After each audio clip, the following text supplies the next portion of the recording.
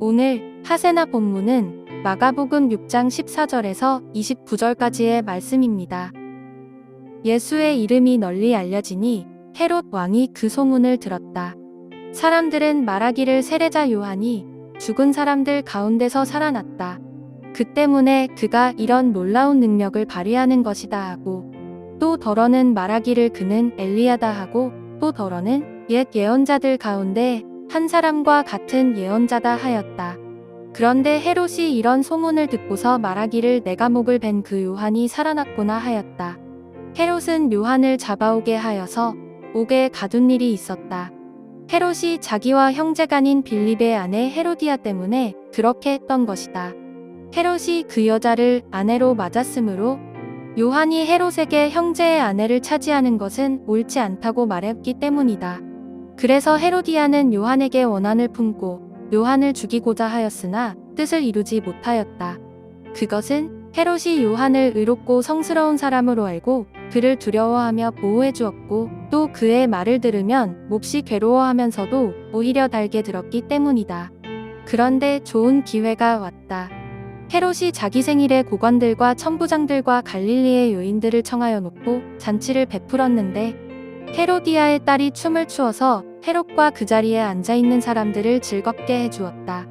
왕이 소녀에게 말하였다. 내 소원을 말해 보아라. 내가 들어주마.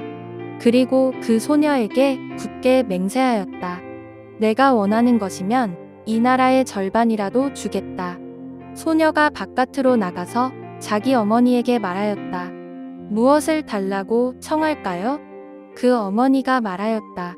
세례자 요한의 머리를 달라고 하여라. 소녀는 급히 왕에게로 돌아와서 청하였다. 곧바로 서둘러서 세례자 요한의 머리를 쟁반에 담아서 내게 주십시오. 왕은 마음이 몹시 괴로웠지만 맹세한 것과 거기에 함께 앉아있는 사람들 때문에 소녀가 달라는 것을 거절할 수 없었다. 그래서 왕은 곧 호위병을 보내서 요한의 목을 베어 오게 하였다. 호위병은 나가서 감옥에서 요한의 목을 베어서 쟁반에 담아 소녀에게 주고, 소녀는 그것을 자기 어머니에게 주었다.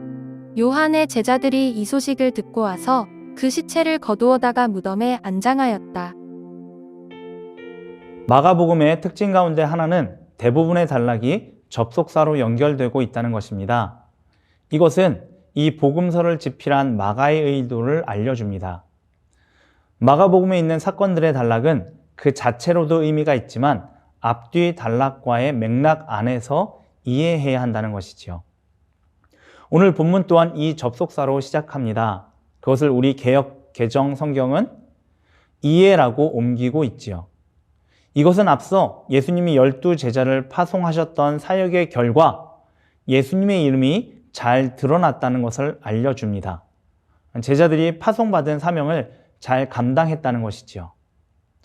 그리고 예수님의 이름이 계속 드러나자 사람들이 예수님은 누구신가 라는 궁금증을 가지기 시작했습니다. 그러고는 예수님을 엘리야라고 또는 옛 선지자 중 하나와 같다고 평가했지요. 그런 사람들 가운데 헤롯도 있었는데 그는 예수님을 자신이 죽인 세례 요한으로 평가했습니다. 자, 이것이 오늘 본문 16절까지의 내용이고, 이후의 내용은 왜 세례 요한이 헤롯에게 죽임을 당하게 되었는지를 설명하고 있습니다. 그 내용과 과정을 우리는 알고 있지요. 헤롯이 자신의 동생의 아내를 취했기 때문에 세례 요한은 헤롯을 옳지 못하다고 비판합니다. 그럼에도 헤롯은 세례 요한에게 손대지 못합니다. 세례 요한을 의롭고 거룩한 사람으로 알고 두려워했기 때문입니다. 그러나 남편을 버리고 아주버님에게 온 헤로디아는 세례 요한을 눈의 가시로 여기지요. 그래서 자신의 딸을 이용해서 헤롯에게 약속을 받아내고 헤롯으로 하여금 세례 요한을 죽이게 합니다. 마침내 헤롯은 자신의 명예와 체면 때문에 세례 요한을 죽이지요. 그리고 죽임당한 세례 요한은 그의 제자들에 의해서 장사됩니다. 자, 이 본문을 보며 우리가 가져야 할 궁금증이 있습니다. 마가는 왜 세례 요한의 죽음에 대해 이토록 길고 자세하게 서술하고 있냐는 것입니다. 물론 14절부터 16절의 내용을 볼 때 독자들은 세례 요한이 왜 또 어떻게 죽었는지에 대한 궁금증을 가질 수는 있습니다. 그러나 마가는 단순히 그런 궁금증을 풀어주기 위해 세례 요한의 죽음을 서술하고 있는 것은 아닙니다. 자, 그러면 왜 이 사건을 서술하고 있을까요? 마가는 예수님에 대한 사람들의 평가와 세례 요한이 죽은 사건을 통해 세상이 예수님을 알지 못하고 있다는 것을 보여줍니다. 또한 예수님이 세례 요한처럼 무고하게 죽임을 당하실 것임을 암시하고 있는 것입니다. 이 부분에서 세례 요한은 십자가에서 무고하게 죽으실 예수님을 미리 보여주고 있는 것이지요. 그런데 오늘 본문의 말씀은 의미는 이것으로 끝나지 않습니다. 세례 요한이 무고하게 죽은 것처럼 예수님도 무고하게 죽임을 당하실 것이지만 동시에 그분을 따르는 제자들 또한 그런 무고한 죽음을 당할 수 있음을 보여줍니다. 그 단서가 오늘 본문 다음 절인 30절에 나옵니다. 30절을 보면 사도들이 예수께 모여 자기들이 행한 것과 가르친 것을 낱낱이 고하니 라는 말씀이 있습니다. 이 말씀은 오늘 본문 앞에 있는 제자 파송과 연결되는 말씀이지요. 파송받은 제자들이 돌아와서 예수님께 보고하는 내용이기 때문입니다. 따라서 본문 30절은 13절에 이어지는 것이 자연스럽습니다. 그러나 마가는 의도적으로 파송과 그 보고 사이에 세례 요한이 죽임을 당한 사건을 넣고 있는 것이지요. 왜 그럴까요? 이런 구조를 소위 샌드위치 구조라 하는데 앞뒤에 있는 사건과 중간에 있는 사건을 긴밀하게 연결시켜 보라는 의도를 가집니다. 이 둘을 연결시키면 이런 의미를 지니게 됩니다.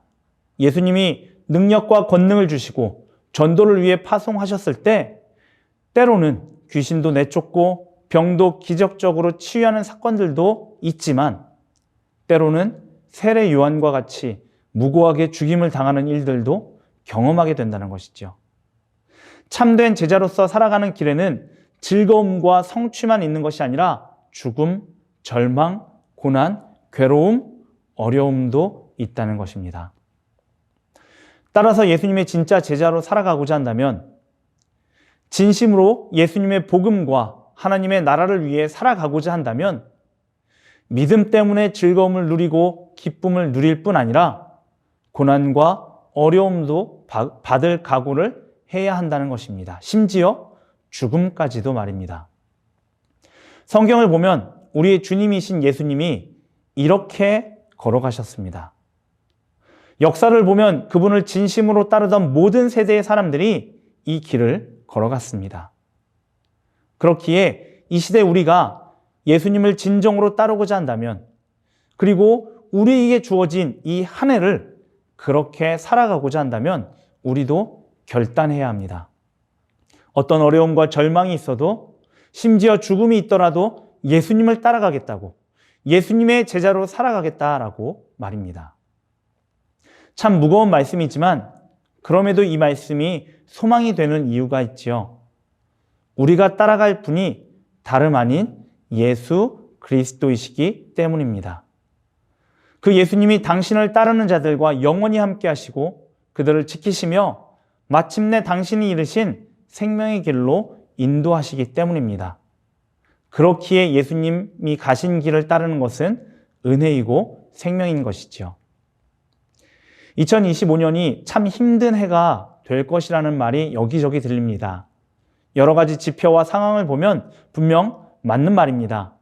그리고 그것이 맞는 만큼 우리는 이 한 해 동안 믿음에 있어서 더 많은 유혹과 시험과 고난을 마주할 수 있습니다.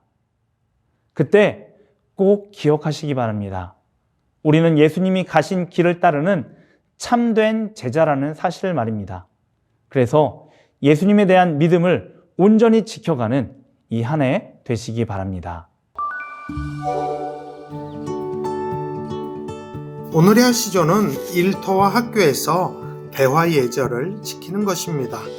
부정적인 표현보다는 긍정적인 표현을 하며 남의 이야기 중에 끼어들지 않는 것을 주의해야 합니다. 대화 예절을 통해 상대를 향한 배려를 표현해 보면 어떨까요? 오늘의 하시죠? 함께 하시죠.